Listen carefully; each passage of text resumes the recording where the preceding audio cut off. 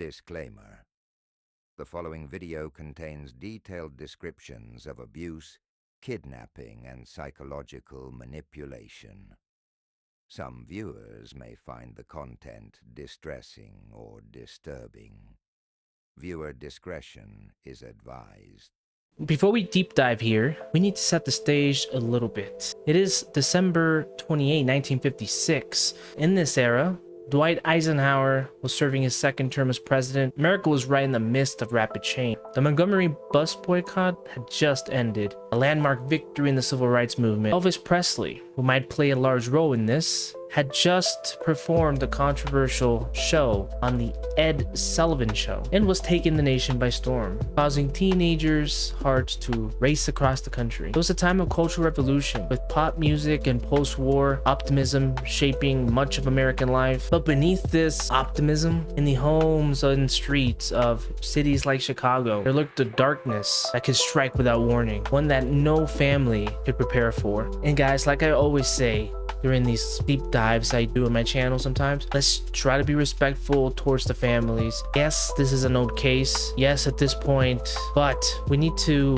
remember families were affected. So even though I'm gonna try to keep the mood light, and even more light than I typically do, because I want this to be easier to digest, but let's just be respectful towards people involved in this, right? Now our story unfolds in the Back of Yards neighborhood, a gritty working class area in Chicago's South Side. Known for its proximity to the Union Stockyards, this neighborhood was home to families of European immigrants who had come to America seeking better opportunities. Now, Back of the Yards was a place where people knew their neighbors. Children played in the streets freely. Families attended church on Sundays. It's the kind of place where you might leave your door unlocked, trusting the safety of the community. But as we'll soon discover, even the most close-knit communities can harbor secrets and dangers. I can atone that probably a lot of places around this time probably had similar vibes. We're talking 50s here, so yeah, people were definitely leaving doors unlocked. Now we should meet the central figures of this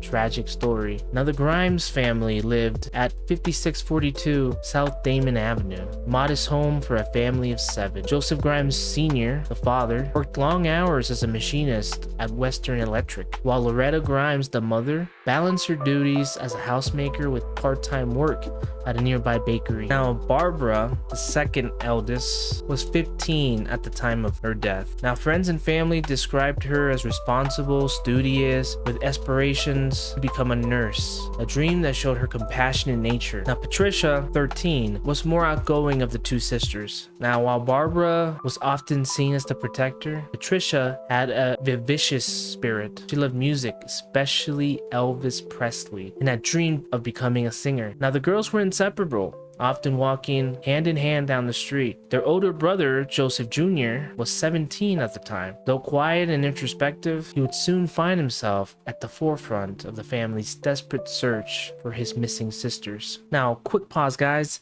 How does everybody enjoy this new format I'm doing? I did get rid of the movie sort of format for a more lighter, warmer tone. So just let me know what you guys think. Now, December 28, 1956. It was a typical winter evening in Chicago, with some snow lining the streets and cold biting in the air. Like many teenagers enjoying their Christmas break, Barbara and Patricia were eager to spend the night out.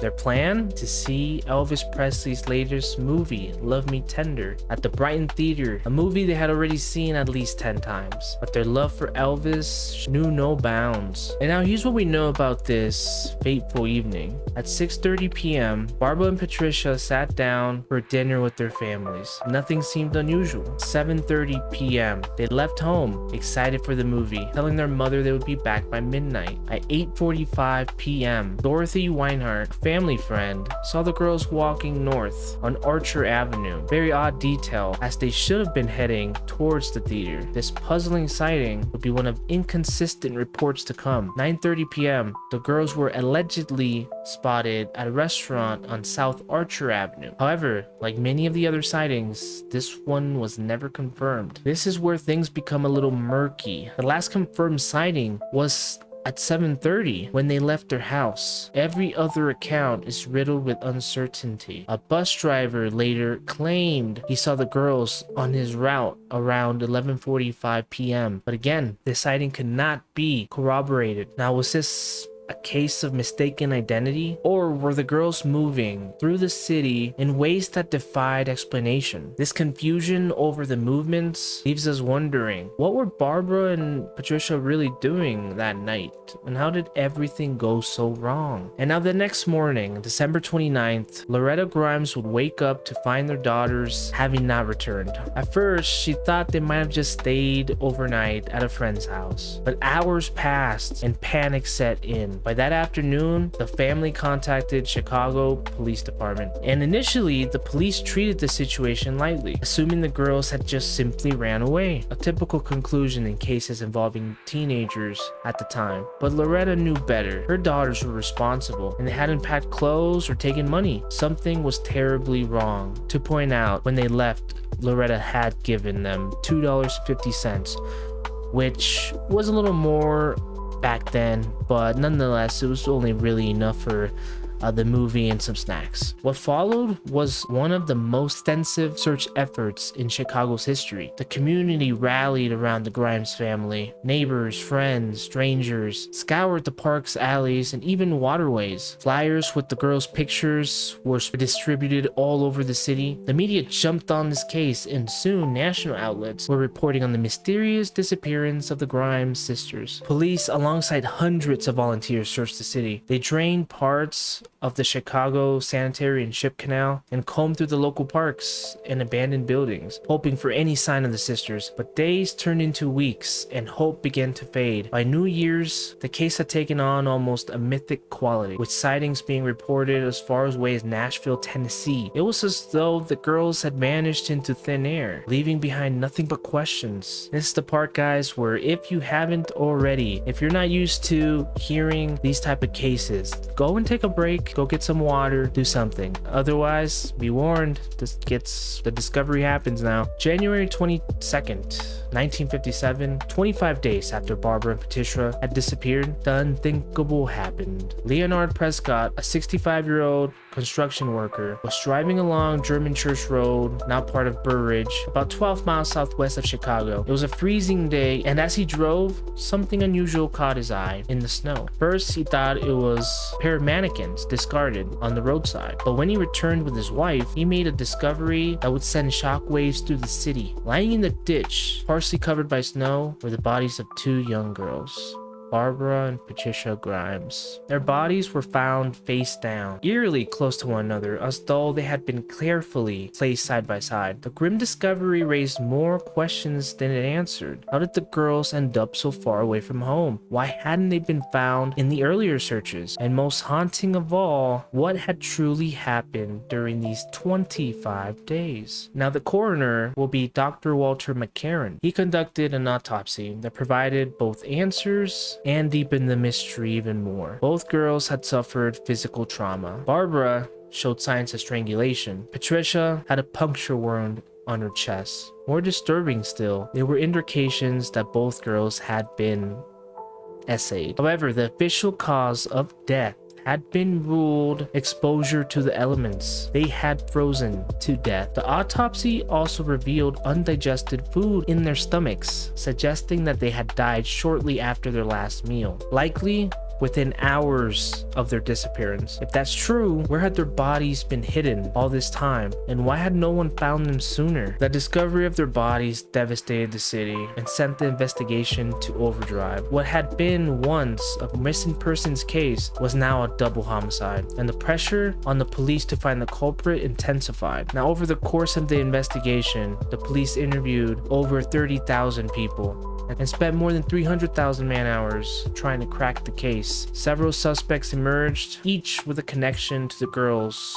or their last known whereabouts, but no one stood out more than Edward Benny Bedwell. And keep in mind, guys, the case is unsolved still, which means nobody has officially been determined to be the culprit. These at the moment are just key suspects in the police's investigation, and some of them are just even theories from people. Now, Bedwell, a 21-year-old drifter and a dishwasher at a local diner, and bore a strikingly resemblance to Elvis Presley. Yeah, he gets brought up again. An eerie coincidence? Maybe. On January 27th, just days after the discovery of the bodies, Bedwell confessed to the murders in an intense 72 interrogation, claimed that he and an accomplice had taken the girls to a nearby apartment where they had partied for days before killing them. Seemed like a close case. And then you're wondering why I just mentioned earlier how the case remained unsolved. Well, what really happened with that confession was unraveled. His confession did not align with the evidence. There were no traces of alcohol or drugs in the girls' systems, as he had claimed. Moreover, Bedwell had an alibi, and under pressure he recanted, saying that the confession had been coerced. He was released, and the search for the real killer continued. Now, another figure who came into suspicion was Silas Jane, a wealthy and dangerous man with ties to the Chicago's criminal underworld. Jane, known for his involvement in violent crimes, owned property near where the girls were found. Although he was never formally charged, his name would hover around the case for years, and in an ironic twist of fate, he was later convicted of conspiring to murder his own brother. Now in 2013, decades after the tragic deaths, the Cook County Sheriff's Cold Case Unit reopened the investigation, hoping that advances in forensic technology would finally bring answers. DNA evidence found on Barbara's clothing was tested and matched a deceased man with a history of sexual crimes, but despite this discovery, the suspect was too young to have committed the crimes at the time. Once again, the case hit a dead end. And of course, this is one of the most mysterious things, and I simply do not understand it. How was that evidence found on her body? How did it end up matching somebody who not only was dead, but couldn't have possibly done it because of his age at the time? Now, of course, I don't have the answers to this. I highly suggest people, if you're enjoying this case or if you're finding this case interesting, please go do some research yourself. I could always get details wrong, and if I do, please let me know.